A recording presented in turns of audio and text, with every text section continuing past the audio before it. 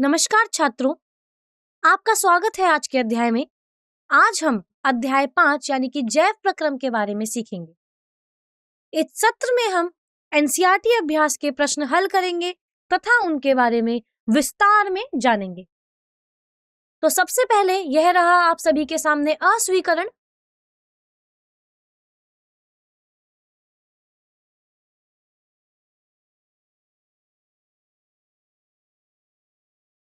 तो आज के अध्याय को सीखने का उद्देश्य क्या है? आज के अध्याय को सीखने का उद्देश्य यह है कि हम एनसीईआरटी अभ्यास प्रश्नों के माध्यम से अध्याय 5 यानी कि जैव प्रक्रम के मूलभूत अवधारणाओं का अन्वेषण करेंगे और उन्हें समझेंगे। तो जो हमारी अनुक्रमणिका होगी उसमें हम प्रश्न 1 से प्रश्न 13 तक हल करेंगे, सभी को विस्तार में जानेंगे। तो आइए शुरू करते हैं अपना आज का व्याख्यान एनसीईआरटी अभ्यास प्रश्न 1 से। तो सबसे पहला प्रश्न है आपके सामने कि मानव में वृक्क किस तंत्र का एक भाग है? तो इसके लिए आपके पास 4 विकल्प दिए गए हैं। पहला विकल्प है पोषण, दूसरा है श्वसन, तीसरा है उत्सर्जन और चौथा है परिवहन। तो आइए देखते हैं कि इस प्रश्न का सही उत्तर क्या होगा। इस प्रश्न का सही उत्तर है विकल्प ग यानी कि उत्सर्जन, कि मानव में वृक्क, हम किसको बोलते हैं? उत्सर्जन तंत्र को, तंत्र का एक भाग है। तो इसका स्पष्टीकरण जानते हैं। तो मानव में वृक्क उत्सर्जन तंत्र का एक हिस्सा है, यानी कि इसे हम कैसे समझ सकते हैं? देखिए, गुर्दे वास्तव में मानव शरीर के मुख्य अंग हैं जो उत्सर्जन तंत्र का एक अभिन्न हिस्सा है। उत्सर्जन का अर्थ है शरीर से विषाक्त या अपिष्ट पदार्थों को बाहर निकालना होता है। गुर्दे रक्त को छानते हैं और उसमें से यूरिया और अतिरिक्त लवणों जैसे हानिकारक पदार्थों को हटाकर मूत्र बनाते हैं। यह मूत्र शरीर से बाहर निकाल दिया जाता है। इस तरह गुर्दे शरीर की सफाई के लिए महत्वपूर्ण कार्य करते हैं। आशा है आपको यह प्रश्न समझ में आया होगा। आगे बढ़ते हैं और जानते हैं अभ्यास प्रश्न 2 के बारे में। आपके सामने प्रश्न है कि पादपों में जाइलम किसके लिए उत्तरदायित्व होता है? तो विकल्प 4 है। पहला एक विकल्प है आपके सामने जल का परिवहन, दूसरा है भोजन का परिवहन, तीसरा है अमीनो अम्ल का परिवहन और चौथा है ऑक्सीजन का परिवहन। तो जानते हैं कि इन 4 विकल्प में से सही विकल्प कौन सा है। तो देखिए, पादपों में जाइलम जल के परिवहन के लिए उत्तरदायी होता है, यानी कि जो सही विकल्प है वो है आपका विकल्प क। अब इसका स्पष्टीकरण जानते हैं कि किस तरीके से हमने यह उत्तर सही चुना है। तो देखिए, एक पादप में जाइलम जल के परिवहन के लिए उत्तरदायित्व होता है, यानी कि जाइलम पादप एक अत्यंत महत्वपूर्ण संवहन ऊतक है। इसका प्राथमिक और मुख्य कार्य जड़ों द्वारा अवशोषित जल और उसमें घुले खनिज कोपादक के ऊपरी भागों जैसे तना और पत्तियों तक पहुंचना होता है। अब हम चलते हैं प्रश्न 3 पर। प्रश्न है कि पोषण की स्वपोषी विधि को निम्नलिखित की आवश्यकता होती है। तो विकल्प है आपके सामने, पहला कार्बन डाइऑक्साइड और जल, दूसरा विकल्प है क्लोरोफिल, तीसरा है सूर्य का प्रकाश और चौथा है उपरोक्त सभी। तो सोचिए कि इस प्रश्न का सही उत्तर क्या होगा।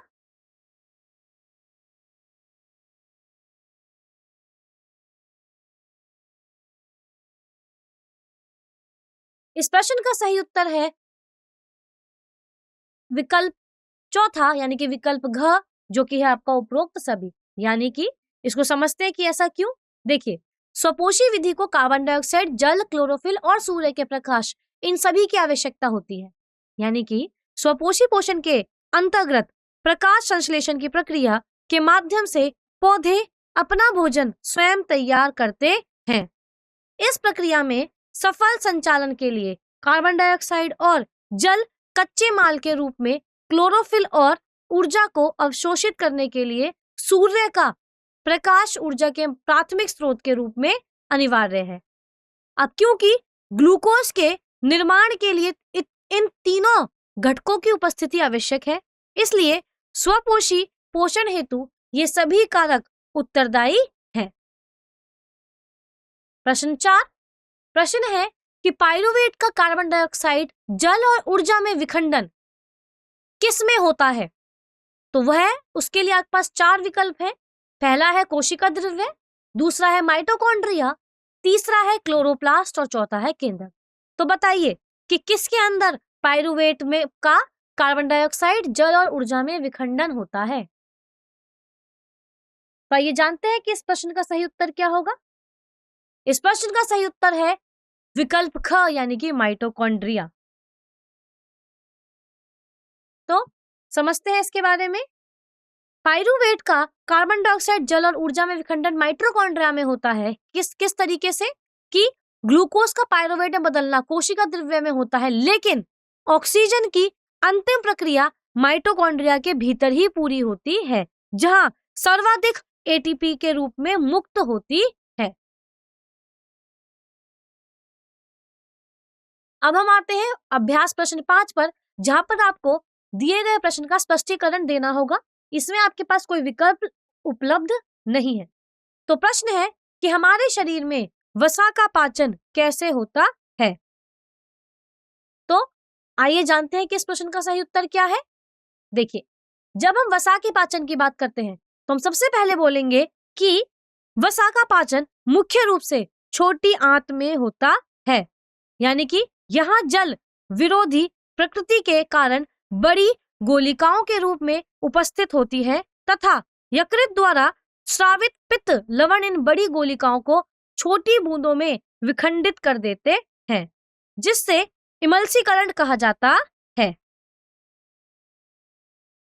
अब छोटी आंत में पाचन की प्रक्रिया मुख्य रूप से यकृत यानी लिवर और अग्राशय यानी कि पैंक्रियास से प्राप्त स्वारों पर निर्भर करती है।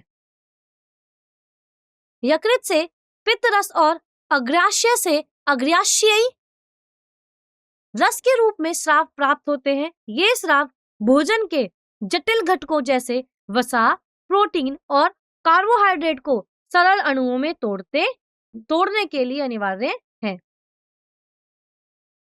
अब पित्त रस में पित्त लवण होते हैं। ये लवण वसा की उन बड़ी गोलिकाओं को भौतिक रूप से विखंडित कर उन्हें अत्यंत छोटी बूंदों में परिवर्तित कर देते हैं। इस प्रक्रिया का मुख्य उद्देश्य वसा का सतह क्षेत्र बढ़ाना है। जब सतह क्षेत्र बढ़ जाती है तो अग्राशयी रस में उपस्थिति लाइपेस एंजाइम उन पर अधिक प्रभावी ढंग से और तीव्रता से क्रिया कर पाता है, जिससे वसा का पाचन सुगम हो जाता है।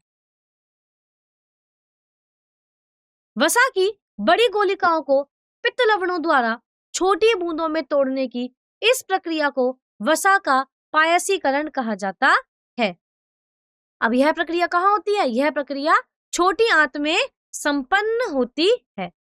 तो हम क्या बोलेंगे कि हमारे शरीर में वसा का पाचन कैसे होता है और यह प्रक्रिया कहाँ होती है? तो इसको हम कैसे समझ सकते हैं? इसको हम, जैसा कि अभी हमने इसको समझा,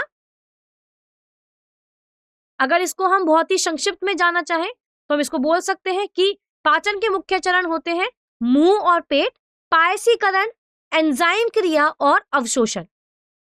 तो आइए अब हम आगे बढ़ते हैं और अगले प्रश्न की तरफ चलते हैं कि क्या होगा हमारा अगला प्रश्न। अगला प्रश्न है कि भोजन के पाचन में लार की क्या भूमिका होती है? क्या बताना है कि भोजन में या भोजन के पाचन में लार की क्या भूमिका होती है। यह बहुत ही महत्वपूर्ण क्वेश्चन है जिसके बारे में अब हम बात करने जा रहे हैं कि लार क्या करती है, हमारे खाने में वो किस तरीके से खाने को पचाने में मदद करती है। चलिए अब हम जानते हैं इसके बारे में। तो भोजन को पकाने में लार की भूमिका जानते हैं। सबसे पहले इसमें लार एमाइलेज यानी कि टाइलिन होता है जो स्टार्च को माल्टोज में तोड़ता है, यानी कि मुख में लार की पाचन क्रिया लार एमाइलेज एंजाइम द्वारा संचालित होती है। यह एंजाइम भोजन के यानी कि यह किण्वन भोजन के उपस्थित जटिल कार्बोहाइड्रेट यानी स्टार्च को माल्टोज जैसी सरल शर्करा में विखंडित कर देता है। फिर भोजन को नम कर देता है ताकि चबाने और निगलने में सहायता मिल सके। फिर भोजन को यानी कि यह सूखे भोजन को एक नरम लुगदी यानी कि बोलस में बदल देता है, जिससे वह आहार नली के माध्यम से बनी घर्षण के आसानी से नीचे उतर जाता है। मुंह और दांतों को साफ करने में मदद करता है, यानी कि लार मुंह और दांतों को स्वच्छता बनाए रखने में एक प्राकृतिक सुरक्षा कवच की तरह कार्य करती है और इसमें मौजूद लाइसोसोम जैसे किण्वन हानिकारक बैक्टीरिया को नष्ट कर संक्रमण और कैविटी से रक्षा करती है। और लार मुख गुहा में प्रारंभिक पाचन के लिए एक इष्टतम पीएच बनाए रखती है जो सामान्यतः 6.8 के आसपास होता है। यह हल्का अम्लीय वातावरण लार एमाइलेज एंजाइम की सक्रियता के लिए अनिवार्य होता है तथा भोजन के कणों को घोलता है ताकि स्वाद की धारणा बढ़ा सके और मुंह की परत की रक्षा के लिए श्लेष्मा उत्पन्न करता है। तो आइए इसको और आसान शब्दों में जानते हैं कि जब भी हम भोजन पाचन में लार की भूमिका की बात करेंगे तो ये क्या करता है। सबसे पहले भोजन को नरम बनाता है, फिर स्टार्च का पाचन करता है। पाचन करने के बाद स्वाद और स्वाद की कलिकाएं यानी कि ये लार भोजन के रासायनिक घटकों को स्वाद कलिकाओं तक पहुंचाने में मदद करती है, जिससे हमें भोजन का स्वाद बेहतर समझ आता है। फिर मुंह की सफाई और अंत में यह वसा का पाचन करता है, यानी कि लार में जो लिंगुअल लाइपेज नामक एक और एंजाइम भी होता है जो वसा को पचाने की प्रक्रिया शुरू कर देता है। तो यह था हमारा एनसीईआरटी का अभ्यास प्रश्न 6। अब हम चलते हैं प्रश्न 7 पर। देखिए प्रश्न 7 क्या है कि स्वपोषी पोषण के लिए आवश्यक परिस्थितियां क्या हैं और इनके उपोत्पाद भी क्या हैं। तो चलिए इसका उत्तर जानते हैं। अगर हम स्वपोषी पोषण की सबसे पहले बात करें तो स्वपोषी पोषण की प्रक्रिया मुख्य रूप से प्रकाश संश्लेषण द्वारा संपन्न होती है। इस प्रक्रिया में हरे पौधे सूर्य के प्रकाश और क्लोरोफिल की उपस्थिति में कार्बन डाइऑक्साइड और जल का उपयोग करके ग्लूकोज का निर्माण करते हैं। स्वपोषी पोषण के लिए कार्बन डाइऑक्साइड, जल, क्लोरोफिल वर्णक और सूर्य का प्रकाश अनिवार्य घटक है। ये चारों तत्व मिलकर प्रकाश संश्लेषण की प्रक्रिया को पूरा करते हैं, जहां पौधे सौर ऊर्जा को रासायनिक ऊर्जा यानी कि ग्लूकोज में बदलते हैं। फिर प्रकाश संश्लेषण की प्रक्रिया के मुख्य उत्पादों में कार्बोहाइड्रेट और ऑक्सीजन सम्मिलित है। ग्लूकोज का उपयोग पौधे ऊर्जा के माध्यम या ऊर्जा के प्राथमिक स्रोत के रूप में करते हैं, जबकि ऑक्सीजन को एक उपोत्पाद के रूप में वायुमंडल में मुक्त कर दिया जाता है। तो हम क्या बोलेंगे, स्वपोषी पोषण के लिए आवश्यक परिस्थितियां कौन कौन सी हैं। सबसे पहले सूर्य का प्रकाश होना चाहिए, कार्बन डाइऑक्साइड यानी कि वायुमंडल से कार्बन डाइऑक्साइड प्राप्त होती है और भोजन बनाने के लिए यानी कि ग्लूकोज बनाने के लिए कच्चे माल के रूप में काम करती है, तथा जल और क्लोरोफिल की भी आवश्यकता होती है।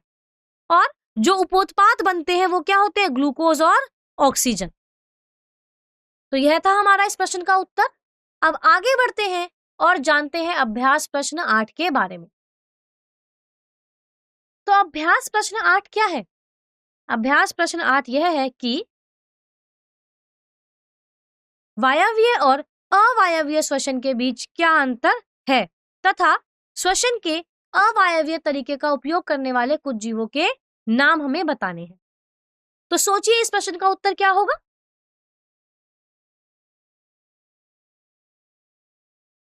तो चलिए अब हम इस प्रश्न का उत्तर समझते हैं कि वायवीय और अवायवीय श्वसन के बीच क्या अंतर है।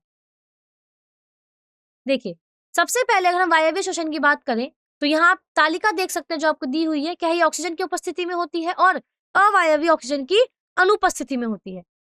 वायवीय श्वसन में जीव और बाहरी वातावरण के बीच गैसों का आदान प्रदान शामिल है, जबकि अवायवीय में गैसों का आदान प्रदान नहीं होता है, यह अनुपस्थित होता है। और वायवीय श्वसन जो है वो कोशिका द्रव्य और माइटोकॉन्ड्रिया में होता है, जबकि अवायवीय श्वसन केवल कोशिका द्रव्य में ही होता है। यह हमेशा कार्बन डाइऑक्साइड और पानी मुक्त करता है, जबकि अवायवीय के अंतिम उत्पाद क्या होते हैं? अलग होते हैं।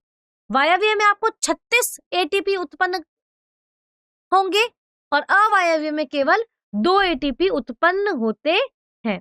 तो अगर हम संक्षेप में जाने वायवीय और अवायवीय के बीच के अंतर, तो हम क्या बोल सकते हैं? हम यह बोल सकते हैं कि वायवीय श्वसन ऑक्सीजन का उपयोग करके भोजन को पूरी तरह तोड़कर ज्यादा ऊर्जा देता है, जबकि अवायवीय श्वसन बिना ऑक्सीजन के होता है और कम ऊर्जा प्रदान करता है। फिर क्वेश्चन में यह भी पूछा गया है कि श्वसन के अवायवीय तरीके का उपयोग करने वाले कुछ जीवों के नाम बताइए। तो कौन कौन से वो अवायवीय जीव होंगे? जहां पर हम क्या बोलेंगे कि जहां पर क्या होगा? अवायवीय तरीके का उपयोग होता होगा, वो कौन कौन से होंगे?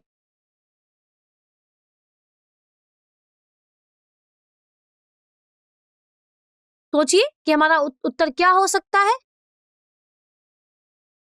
हमें अवायवीय तरीके का उपयोग करने वाले जीवों का नाम बताना है। तो ये क्या होंगे? ये इसमें बहुत सारे हमारे सूक्ष्म जीव शामिल होते हैं, जैसे कि बैक्टीरिया हो गया, फिर खमीर हो गया, कवक हो गया। तो इस तरीके का उपयोग करने वाले जीवों के नाम जो हैं वो कौन कौन से हो सकते हैं? वो हो सकते हैं बैक्टीरिया, यीस्ट या कवक, यानी कि किण्वक, यीस्ट। तो ये पोषण, प्रजनन या परीक्षण जैसे विधियों का उपयोग करके या उपयोग करने वाले कई जीवों में शामिल है, और हम इस तरीके से इन सभी के बारे में जान सकते हैं। तो यहाँ पर हम बात करें कि इनके पोषण के तरीके क्या होंगे। इनके पोषण के तरीके होंगे अवायवीय पोषण और तथा परजीवी पोषण। आशा है आपको यह प्रश्न भी समझ में आया होगा। अब आगे बढ़ते हैं और जानते हैं अवायवीय श्वसन के बारे में। जैसा कि हम बता दिया है कि कुछ जलमग्न पदपों की जड़ों में, कुछ परजीवी कृमियों में, जंतुओं की मांसपेशियों में और कुछ सूक्ष्म जीव जैसे यीस्ट में ये होते हैं। तो यही हमने यहाँ पे समझा। आगे बढ़ते हैं और प्रश्न 9 देखते हैं। तो अगला प्रश्न है कि वायु कोष्ठिका को गैसों के आदान प्रदान को अधिकतम करने के लिए किस तरीके से बनाया जाता है? तो यहाँ पर है, इनको हम इस तरीके से बनाते हैं कि कूपिकाएं फेफड़ों के भीतर स्थित अत्यंत सूक्ष्म और गुब्बारे जैसी संरचनाएं होती हैं। इनका मुख्य कार्य गैसों के विनिमय के लिए एक विशाल सतह क्षेत्र प्रदान करते हैं। देखिए, प्रश्न में ही हमसे पूछा गया है कि वायु कोष्ठिका को गैसों के आदान प्रदान को अधिकतम करने के लिए किस प्रकार बनाया गया है। तो देखिए, वही यहाँ पर बताया गया कि इसके अंदर जो गुब्बारे जैसी संरचनाएं होती हैं, उनका काम क्या होता है कि वो गैसों के विनिमय के लिए एक विशाल सतह क्षेत्र प्रदान करते हैं तथा कृपिकाओं की दीवारें रक्त वाहिकाओं के एक व्यापक जाल से बनी होती हैं, यानी कि ये पतली दीवारें वाली संरचनाएं रक्त कोशिकाओं के सघन जाल से घिरी रहती हैं, जो वायु से ऑक्सीजन को अवशोषित करने और रक्त से कार्बन डाइऑक्साइड को बाहर निकालने में सहायता करती हैं। अब प्रत्येक मानव फेफड़ों में लगभग 300 से 350 मिलियन कूपिकाएं पाई जाती हैं, जिससे दोनों फेफड़ों में इनकी कुल संख्या लगभग 700 मिलियन हो जाती है। इतनी विशाल संख्या में कूपिकाओं की उपस्थिति का मुख्य उद्देश्य गैसों के विनिमय के लिए एक विस्तृत सतह क्षेत्र प्रदान करता है, जो कि लगभग 80 से 100 वर्ग मीटर तक हो सकता है। और फिर ये इतनी विशाल संख्या में कूपिकाओं की उपस्थिति का मुख्य उद्देश्य गैसों के विनिमय के लिए एक विस्तृत सतह क्षेत्र प्रदान करता है, जो लगभग 80 से 100 वर्ग मीटर तक हो सकता है। फिर फेफड़ों में कूपिकाओं द्वारा प्रदान किया गया यह विशाल सतह क्षेत्र गैसीय आदान प्रदान की प्रक्रिया को अत्यंत कुशल बनाता है। तो यहाँ पर आप चित्र देख सकते हैं, जिसमें आप कूपिकाएं और कोशिकाएं देखेंगे, जो कि आप आसानी से इस चित्र से बता सकते हैं। तो हम किस तरीके से समझ सकते हैं कि जो ये वायु कोष्ठिका है, इनको गैसों के आदान प्रदान को अधिकतम करने के लिए पतली दीवारें, बड़े सतह क्षेत्र और रक्त वाहिकाओं के घने जाल के साथ बनाया जाता है, जिससे ऑक्सीजन आसानी से रक्त में जा सके और कार्बन डाइऑक्साइड बाहर निकल सके। तो इसकी जो संरचनात्मक विशेषताएं हैं वो क्या क्या है? सबसे पहली है बड़ा सतह क्षेत्र, दूसरी है पतली दीवारें, तीसरी है कोशिकाओं का घना जाल और चौथा है नम सतह और पांचवा है लोचदार गुण, यानी कि इनमें लचीते तंतु होते हैं जो सांस लेने और छोड़ने में मदद करते हैं, जिससे हवा का आवागमन सुगम हो जाता है, यानी कि आसान हो जाता है। तो आशा है आपको यह प्रश्न समझ में आया होगा। अब आगे बढ़ते हैं और जानते हैं प्रश्न 10 के बारे में। अब अगला प्रश्न यह है कि हमारे शरीर में हीमोग्लोबिन की कमी से क्या होता है? तो आइए जानते हैं इसका उत्तर कि हमारे शरीर में हीमोग्लोबिन कमी से क्या होगा। सबसे पहले हीमोग्लोबिन वह श्वसन वर्णक है जो ऑक्सीजन को शरीर की कोशिकाओं तक कोशिकीय श्वसन के लिए पहुंचाता है, यानी कि हीमोग्लोबिन वह मुख्य श्वसन वर्णक है जो ऑक्सीजन को शरीर की समस्त कोशिकाओं तक कोशिकीय श्वसन के लिए पहुंचाता है। यह लाल रक्त कोशिकाओं में पाया जाता है और ऑक्सीजन के साथ जुड़कर ऑक्सी हीमोग्लोबिन बनाता है, जिससे पूरे शरीर में प्राणवायु का संचरण संभव हो पाता है। इसीलिए रक्त में हीमोग्लोबिन की कमी रक्त की ऑक्सीजन आपूर्ति क्षमता को प्रभावित कर सकती है, यानी कि हीमोग्लोबिन ही वह मुख्य वर्णक है जो फेफड़ों से ऑक्सीजन बांधकर ऊतकों तक पहुंचाता है। इसकी कमी होने पर कोशिकाओं को पर्याप्त ऑक्सीजन नहीं मिल पाती, जिससे कोशिकीय श्वसन बाधित होता है और शरीर में ऊर्जा का स्तर गिर जाता है। हीमोग्लोबिन के स्तर में गिरावट आने से सीधे तौर पर शरीर की कोशिकाओं में ऑक्सीजन की कमी हो जाती है। जब कोशिकाओं को पर्याप्त ऑक्सीजन प्राप्त नहीं होता है तब क्या होगा? तो ऊर्जा उत्पादन की प्रक्रिया यानी कि कोशिकीय श्वसन धीमी पड़ जाती है, जिससे क्या होगा? जिससे रक्त में हीमोग्लोबिन या लाल रक्त कोशिकाओं की कमी के कारण अनीमिया नामक बीमारी हो सकती है। इस स्थिति में रक्त की ऑक्सीजन वहन करने की क्षमता कम हो जाती है, जिससे शरीर की कोशिकाओं को पर्याप्त ऊर्जा नहीं मिल पाती तथा इसके परिणाम स्वरूप रोगी को निरंतर थकान, शारीरिक कमजोरी, सांस फूलना और त्वचा में पीलापन जैसे लक्षणों का सामना करना पड़ता है। तो हम संक्षेप में इसको कैसे समझ सकते हैं? हम क्या बोल सकते हैं कि आयरन की कमी रक्त की हानि और अन्य बीमारियां जैसे किडनी रोग, सूजन आंत रोग, कैंसर या थायराइड की समस्या से हीमोग्लोबिन की कमी हमारे शरीर में हो सकती है। और हमें इसके लिए क्या करना चाहिए? हमें इससे बचने के लिए, हीमोग्लोबिन की कमी को पूरा करने के लिए संतुलित आहार लेना चाहिए जो कि आयरन युक्त भोजन हो, विटामिन सी लेना चाहिए और हमें सही कारण जानने के लिए सही रक्त परीक्षण भी कराना चाहिए। तो यह था हमारा प्रश्न 10। अब आगे बढ़ते हैं और जानते हैं अगला प्रश्न जो कि है प्रश्न 11 के बारे में। प्रश्न 11 है कि मनुष्यों में रक्त के दोहरे परिसंचरण का वर्णन करें। यह क्यों आवश्यक है? तो मनुष्यों में रक्त के दोहरे परिसंचरण का वर्णन अगर हम जाने तो यह इसलिए आवश्यक है क्योंकि देखिए, मानव हृदय 4 कक्षों में विभाजित है। सबसे पहला है दायां आलिंद, दायां निलय, फिर बायां आलिंद और बायां निलय। तो हृदय का यह विभाजन ऑक्सीजन युक्त यानी कि शुद्ध रक्त और ऑक्सीजन रहित यानी कि अशुद्ध रक्त को आपस में मिलने से रोकने के लिए अत्यंत महत्वपूर्ण है।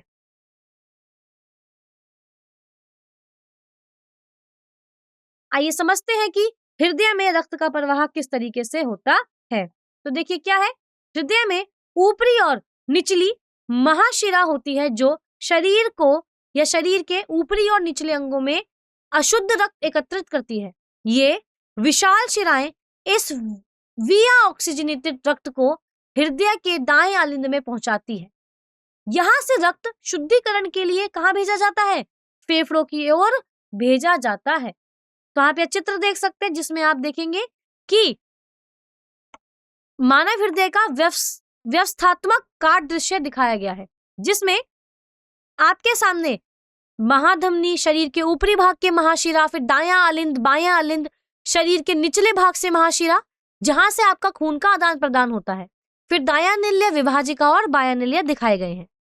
तो हमने यहां से क्या समझा कि मानव हृदय 4 कक्षों में विभाजित है और ये हमारे लिए बहुत ही ज्यादा महत्वपूर्ण होते हैं।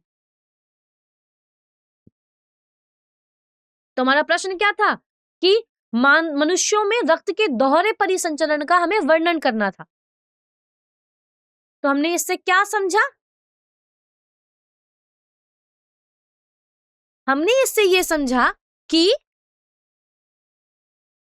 यह सबसे पहले अगर हम पृथक्करण की बात करें तो यह प्रणाली ऑक्सीजन युक्त रक्त यानी कि ऑक्सीजनेटेड और ऑक्सीजन रहित रक्त यानी कि डीऑक्सीजनेटेड को मिलने से रोकती है, जो शरीर की ऊर्जा की उच्च मांग के लिए महत्वपूर्ण है। फिर दक्षता की अगर हम बात करें तो ऑक्सीजन और पोषक तत्वों का कुशल वितरण होता है, जो कार्बन डाइऑक्साइड जैसे अपशिष्टों को तेजी से हटाता है, जिससे शारीरिक गतिविधियों के लिए निरंतर ऊर्जा मिलती है। फिर 2 मार्ग होते हैं। रक्त हृदय से 2 बार गुजरता है, एक बार फेफड़ों में ऑक्सीजन लेने से और दूसरी बार शरीर के अंगों को ऑक्सीजन देने के लिए। इसका महत्व क्या है? इसका महत्व यह है कि यह स्तनधारियों और पक्षियों जैसे उच्च ऊर्जा खपत वाले जीवों के लिए बहुत आवश्यक है, जो शरीर के स्थिर तापमान को बनाए रखने में मदद करता है। इसलिए दोहरा परिसंचरण मानव शरीर की जटिल और उच्च ऊर्जा खपत वाली जीवन शैली के लिए एक अत्यंत प्रभावी और आवश्यक प्रणाली है, जो ऑक्सीजन की निरंतर और कुशल आपूर्ति सुनिश्चित करती है। अब हम आगे बढ़ते हैं और जानते हैं हम इसी प्रश्न के बारे में, जो क्या है आपका मानव के रक्त में दोहरे परिसंचरण को ही बताती है। तो देखिए, अब इसमें हल जारी रखते हुए हम यहाँ पे रक्त का प्रवाह जानेंगे। तो जैसा कि आपको बताया अभी कि दायां आलिंद संकुचित होता है, तो यह अशुद्ध रक्त को आलिंद निलय छिद्र के माध्यम से दाएं निलय में भेज देता है। अब हृदय की यह संकुचन प्रक्रिया सुनिश्चित करती है कि रक्त का प्रवाह एक ही दिशा में बना रहे।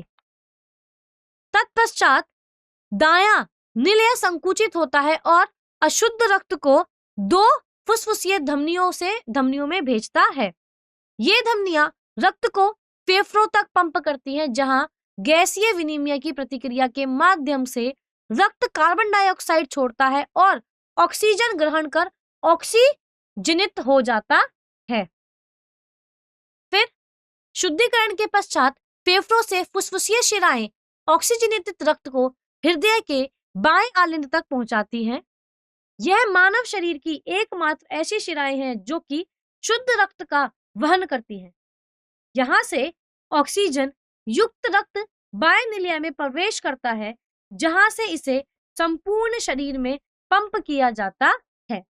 तो यह चित्र हम आपको पहले ही समझा चुके हैं। अब हम हल जारी रखते हुए समझते हैं कि इसके पश्चात क्या होगा। फिर क्या होगा? बायां आलिंद संकुचित होगा, जिससे ऑक्सीजन युक्त रक्त आलिंद निलय छिद्र के माध्यम से बाएं निलय में प्रवेश करता है। अब हृदय का बायां निलय सबसे शक्तिशाली कक्ष होता है, क्योंकि यहीं से अशुद्ध रक्त को पूरे शरीर की महाधमनी में पंप किया जाता है। महाधमनी मानव शरीर की सबसे बड़ी और मुख्य धमनी है, जो कि हृदय के बाएं निलय से निकलती है।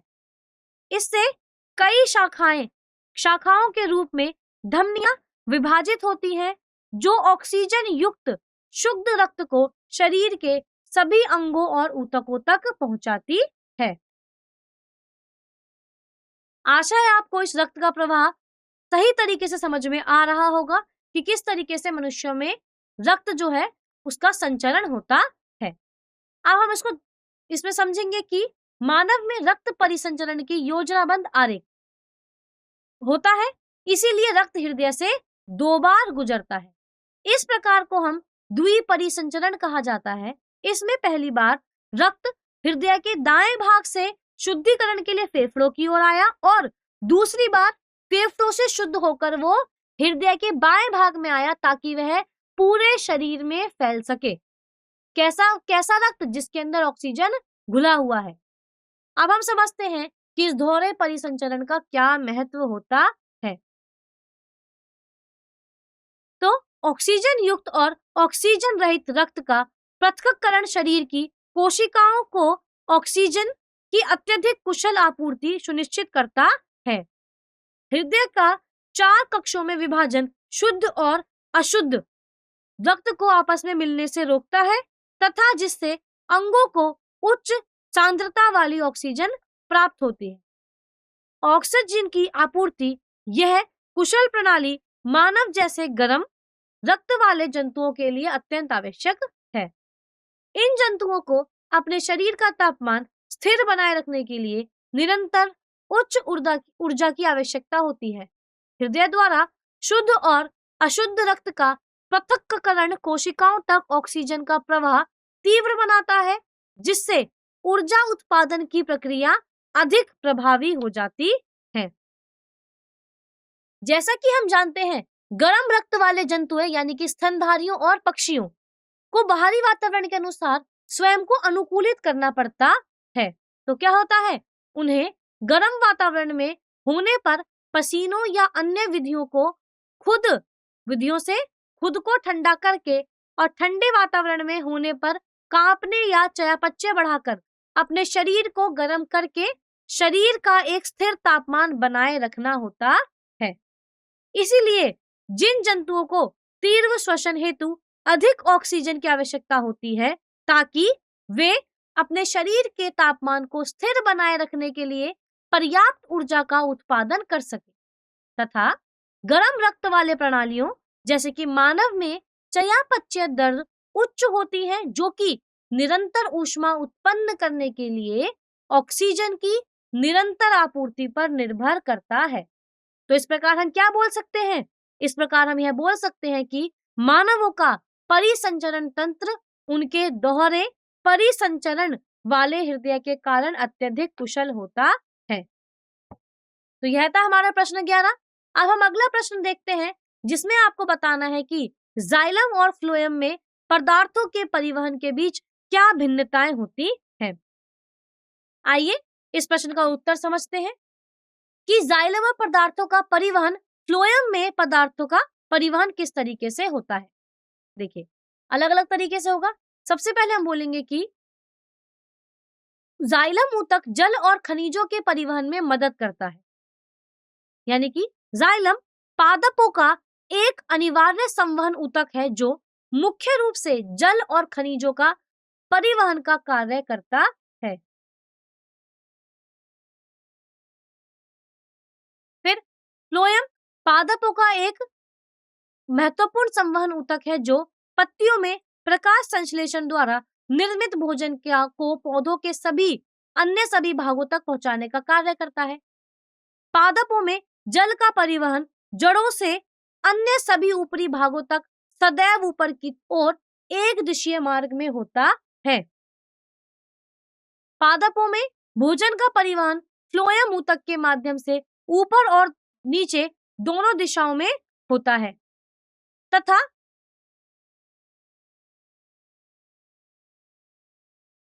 जाइलम में जल और खनिजों का संचलन मुख्य रूप से वाष्पोत्सर्जन खिंचाव जैसे सरल भौतिक बलों द्वारा संचालित होता है।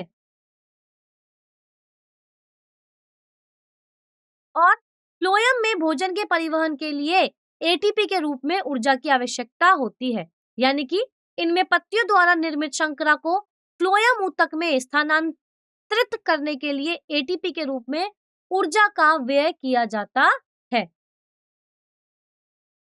आशा है आपको ये अंतर समझ में आए होंगे। जो पहले से मार्क है उसमें पहला जाइलम दूसरा फ्लोएम, फिर जो दूसरे से आपको दिख रहे होंगे वो पहला जाइलम दूसरा फ्लोएम और तीसरा भी में भी पहला जाइलम और दूसरे फ्लोएम के बारे में बताता है कि जाइलम क्या कर रहा है, जलज और खनिजों का परिवहन। फ्लोएम का क्या कर रहा है, ऊतक भोजन में परिवहन में मदद कर रहा है। जल जड़ों से पादपों को ऊपर की ओर ले जाता है, जबकि भोजन ऊपर और नीचे दोनों दिशाओं में फैलाता है। तो यह थे आपके जाइलम और फ्लोएम में पदार्थों के बीच भिन्नताएं। अब हम आखिरी प्रश्न देखते हैं, जो कि है कि फुफ्फुस में कुपिकाओं की तथा वक्रक में वृक्ककांड यानी कि नेफ्रॉन की संरचना तथा क्रियाविधि की हमें तुलना करनी है कि यह किस प्रकार होती है। तो आइए इसका उत्तर समझते हैं। देखिए, सबसे पहले आपके सामने क्या है, कुपिका यानी कि एल्वेलाई और वक्रकाणु यानी कि नेफ्रॉन। तो यहाँ पे आप देखेंगे सबसे पहले स्थान और संरचना के बारे में बताया गया है। तो पहले में क्या बताया गया है, स्थान और संरचना, कि जो कुपिकाएं होती हैं वो फेफड़ों के भीतर एक स्थित गुब्बारे जैसी वायु कोशिकाएं हैं, जबकि वक्राकुंड वृक्क गुर्दे के भीतर स्थित एक लंबी नलिका जैसी संरचनाएं हैं। वहीं अगर हम बात करेंगे अगले की, तो यहाँ पे हम उपकला ऊतक देखेंगे, यानी कि कुपिकाएं विसरण के लिए उपयुक्त शल की उपकला से बनी होती हैं, जबकि वक्रकाणु मुख्य रूप से अवशोषण के लिए घनाकार उपकला से बने होते हैं। रक्त वाहिकाओं का संबंध जाने तो कुपिकाएं रक्त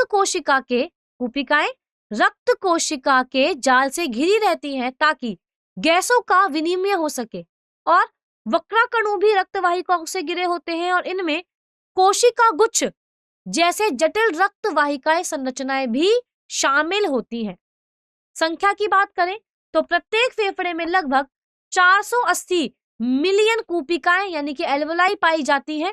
क्या पाई जाती है, कुपिकाएं कितनी, 480 मिलियन, जबकि गुर्दे में लगभग 1.5 मिलियन वक्रकाणु मौजूद होते हैं। तो यह था अंतर कुपिका और वक्रकाणु के बीच। आशा है आपको यह प्रश्न भी समझ में आया होगा। आगे बढ़ते हैं और इसी प्रश्न का हल जारी रखते हैं और कुछ और हम इसमें अंतर जान लेते हैं। वायु कोशिका गैसीय विनिमय का स्थल है, यानी कि अगर हम बात करें मुख्य कार्य के बारे में तो वायु कोशिकाएं फेफड़ों में गैसीय विनिमय का मुख्य स्थल है, जबकि नेफ्रॉन गुर्दे के प्राथमिक निस्पंदन इकाई हैं जो कि रक्त को छानने का कार्य करते हैं। अब इनकी प्रक्रिया जाने तो वायु कोशिकाओं में ऑक्सीजन और कार्बन डाइऑक्साइड का विनिमय रक्त और हवा के बीच होता है। इसके विपरीत नेफ्रॉन में मूत्र निर्माण के लिए अल्ट्राफिल्ट्रेशन यानी कि परानिस्पंदन तथा चयनात्मक पुनरावशोषण और स्राव जैसी जटिल प्रक्रियाएं संपन्न होती हैं। तो यहाँ आप चित्र के रूप में भी समझ सकते हैं कि किस तरीके से कुपिकाएं यानी कि वायु कोशिकाएं होती हैं और उनकी कोशिकाएं हैं, तथा नेफ्रॉन किस तरीके से बना होता है। आप कुपिकाएं देखेंगे तो आपको कुपिका श्वसनिकाएं देखेंगे, वहां पर जब आप कुपिका देखेंगे तो उसके अंदर आप पाएंगे कि वायु कोष्ठक की भित्ति और लाल रुधिर कणिका होती है। वही नेफ्रॉन शुरू होता है बोमन संपुट से, फिर उसमें समीपस्थ संवलित नालिका होती है, फिर हेनेले लूप होता है तथा दूरस्थ संवालित नालिका और संग्रह नलिका होती है। कौन सी नलिका, संग्रह नलिका होती है। और फिर यहाँ से आपका जो मूत्र होता है वो बाहर निकल जाता है, या फिर जो हानिकारक पदार्थ होते हैं वो बाहर निकल जाते हैं। तो यह था आपका अंतर वायु कोशिका और नेफ्रॉन के बीच में।